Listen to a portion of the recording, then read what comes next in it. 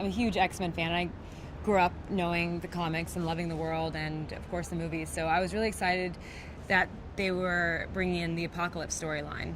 And also Psylocke, because she has always been one of my favorite X-Men characters. You know Psylocke, you know that her storyline is very diverse and layered, and she's a fascinating character. But simply, she is a telepath, telekinetic mutant, and she has this amazing ability to create anything with her mind, which is something that she uses when she creates her sword with her hand. So the thing I've always loved about Psylocke is that, unlike a lot of superheroes and even villains where they don't want to kill, but they will if they have to, Psylocke, I think, has always enjoyed it or has no problem doing it. You know, she can create anything with her mind to stop someone, so she could kill from afar like Storm or Magneto, but she chooses to create a sword with her hand so she can kill up close. That's a very intimate way to kill someone, and that's why Psylocke has always been one of the fiercest superheroes out there and fiercest in the X-Men universe, because she's very lethal. She's an amazing fighter. She's got ninja assassin skills, and she's not afraid to get her hands dirty. Apocalypse is collecting his Four Horsemen, myself being one of them, and Apocalypse has a mission, and that is to eradicate the Earth of X-mutants or non-mutants. The Four Horsemen are Magneto, Angel, Storm, and myself, and Apocalypse needs the Four Horsemen the same way that the Four Horsemen were used in the biblical sense. And if Apocalypse is the Godfather, then we're the capos. So that's kind of the I think the easiest way to explain it. But he needs us to do his bidding.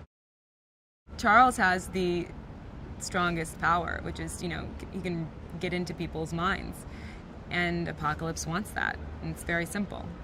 I would want it as well. I started training. I've never done sword work before, and I started doing all of the sword work and then wire and stunt training, and then going and doing taekwondo and karate and boxing. When we started doing the costume for Psylocke, we didn't have much time before shooting, and there was a moment where they said, well, we need to get the look right, which is very important, because when you're doing these costumes, they have to fit you like a glove, and they have to be a second skin. So it takes a lot of fittings, a lot of practice, a lot of people working really hard to make it fit.